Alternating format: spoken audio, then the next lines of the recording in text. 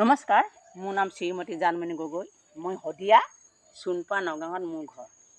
এটা মই বিশেষ কথা ক'ম, আপোনালোকে ভালকৈ শুনিব। আপোনালোকে যদি এই ভিডিঅ'টো লাইক কৰিব, কমেণ্ট কৰিব, শ্বেয়াৰ কৰি দিব দেই। মোৰ কোনো নাই। সেইদিনাখন এদিন মই আজি ছমাহ আগত মই এদিন অফিচলৈ গৈছোঁ অফিচলৈ গৈছোঁ। অফিচৰ মানুহ ঘৰ পাইছে। মই ক'লোঁ, ছাৰ মোৰ কাৰণে ঘৰ আহিছে না, তোমাৰ নাম নাই ক'লে। নাম কাপৰ মনৰ বহুত দুখ লাগিলে। আহি কেনে মই দখাত লিখি কেনে ডাইৰেক্ট দিল্লীত গ'লোঁ দিল্লীত গৈ কেনে নৰেন্দ্ৰ মোদীৰ পৰা মই চাইনটো আনিছোঁ। আনি কিনে এতিয়া মোৰ ঘৰ টেষ্ট কৰিবলৈ আহিছে।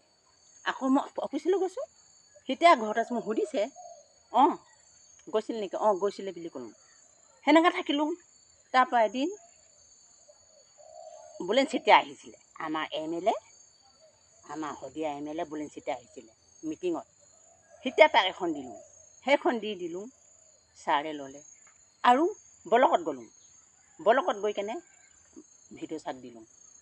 আৰু সেইদিনাখন গুৱাহাটী গৈছিলোঁ, ছাৰক গুৱাহাটী লগ নাপালোঁ। মুখ্যমন্ত্ৰী হিমন্ত বিশ্ব শৰ্মা সেইদিনাখন আহিছিলে, আমাৰ শদিয়ালৈ আহিছিলে। বৰগুৱা বুলি কয়, বোৱাবিহালত ছাৰক লগ পালোঁ। তাতে এখন দিছোঁ, গামোচা চামোচা পিন্ধাই মই ছাৰক দিছোঁ। এতিয়া ছাৰে কি কয় আপোনালোকে এই ভিডিঅ'টো চাই দিব। মোৰ কোনো নাই। আপোনালোকে যদি লাইক কৰিব, কমেণ্ট কৰিব, শ্বেয়াৰ কৰিব, মৰম কৰিব, আপোনালোকে এই ভিডিঅ'টো শ্বেয়াৰ কৰি দিব দেই। আপোনালোকৰ চবতে সেইকাৰণে আজিলৈকে মানুহৰ লগত ধৰ্ম নাই।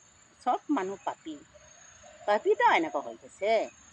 ইমানতে কৈ মোৰ বক্তব্য সামৰিছোঁ। জয় আই অসম। নমস্কাৰ, জয় আই অসম।